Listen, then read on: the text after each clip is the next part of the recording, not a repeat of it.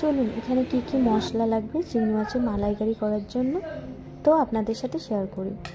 তো এখানে আদা রসুন পেঁয়াজ আমি একসাথেই বেটে নেব, আর আপনারা যেমন ঝাল খাবেন তেমনই লঙ্কা দেবেন। আমি 3টের মতো শুকনো লঙ্কা দিয়েছি আর কিছু জিরে দিয়েছি, অল্প পরিমাণে সাহা জিরে দিয়েছি। তো এগুলোকে মিক্সিতে বেটে নিয়েছি।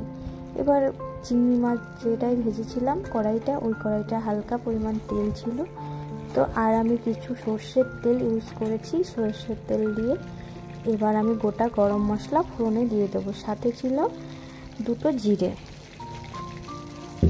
গোটা গরম মশলা সামান্য জিরে দিয়ে এবার ভালো করে ভেজে নেব। এখানে এলাচ, দারচিনি, লবঙ্গ এসবই ছিল, গুড়কাঠ এসবই ছিল, আর সাথে 2টো পরিমাণ জিরে দিয়েছি। এবার আমি কালারের জন্য বা টেস্টের জন্য একটু চিনি দেবো। চিংড়ি মাছের মালাইকারি করলে একটু হালকা মিষ্টি মিষ্টি হলে খুবই ভালো লাগে। তো এখানে আমার ভাজাটা হয়ে গেছে, এবার চিনি দিয়ে দেবো। চিনিটা যখন লাল লাল হয়ে যাবে মশলার পেস্টটা আমি দিয়ে দেবো। তারপর পরিমাণ মতো নুন দেবো, পরিমাণ মতো হলুদ দেবো, দিয়ে মশলাটা যখন ভালোভাবে ভাজা হয়ে যাবে, কাঁচা গন্ধটা চলে যাবে বা তেল ছাড়বে মশলাটা থেকে, তখন ভাববেন মশলাটা কষা একদমই কমপ্লিট হয়ে গেছে। তারপর আপনারা চিংড়ি মাছগুলোকে দিয়ে ভালো করে কষতে থাকবেন। 10-15 মিনিটের মতো কষবেন। কষে আমি পরিমাণ মতো একটু জল দিয়েছিলাম, আর আপনারা গুঁড়ো দুধও ইউজ করতে পারেন, আবার নারকেলের যে মালাই বলছি, নারকেলের যে মিল্কটা ওটাও ইউজ করতে পারেন। তো আমার কাছে একদমই ছিল না ওটা, আমি ওই জন্য গরুর দুধই ইউজ করেছি। আপনারা গুঁড়ো দুধও ইউজ করতে পারেন, কিন্তু এই গরুর দুধ দিয়ে ফার্স্ট টাইম করছি, কিন্তু খুবই সুন্দর হয়েছিল খেতে।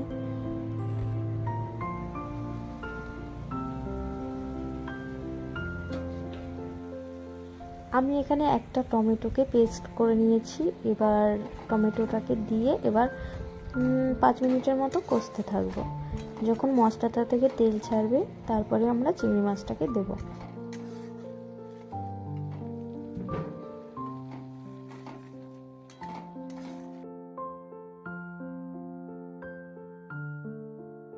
তো আমার মশলাটা কষা প্রায় হয়ে গেছে, আর সাইডে আমি গরুর দুধটাও জাল দেওয়ার জন্য বসিয়ে দিয়েছি।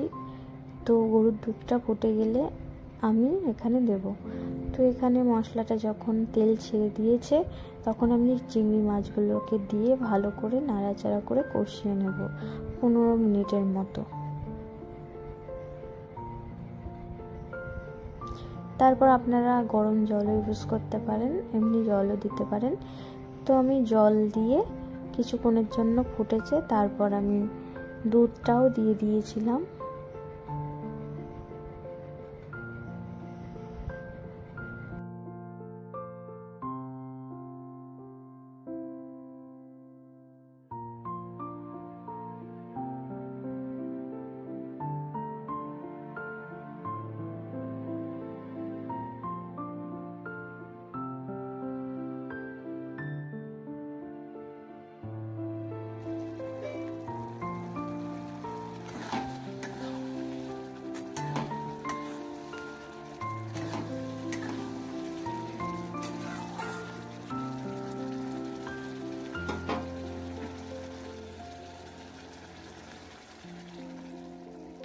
তো আমার ঝোলটা ফুটে গেছে। এবার আমি দুধটা দিয়ে 10 মিনিটের মতো জাল করে একটু গাঢ় গাঢ় ভাব টেক্সচার যখন আসবে তখনই আমি গ্যাসটা অফ করে নামিয়ে দেবো। আপনারা আরও গরম মশলাও ইউজ করতে পারেন। এখানে আমাদের বাড়িতে সবাই বেশি গরম মশলা দিলে একদমই খেতে চায় না, তার জন্য ফোড়নে দিয়েছিলাম, যেহেতু ওই হালকা গন্ধটাই খুব বেটার স্মেল দেবে, ওই জন্য আমি আর ইউজ করিনি। আপনারা দিয়ে নামিয়ে নেবেন।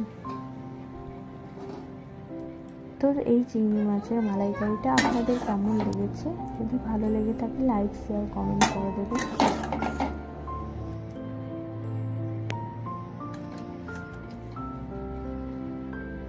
তো আপনাদের সাথে পরে ভয়েস ওভারটা দিচ্ছি। তো খুব সুন্দর হয়েছিল, বাড়ির সবাই খেয়ে বলেছে খুবই সুন্দর হয়েছে। তো আপনাদের কেমন লাগলো একটু কমেন্টস করে জানাবেন, আর এইভাবে একটুও হলে ট্রাই করবেন, আশা করছি আপনাদের খুবই ভালো লাগবে।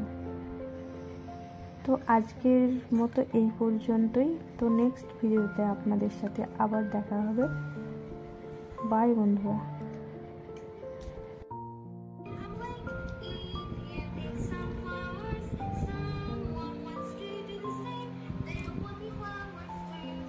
কেমন হয়েছে?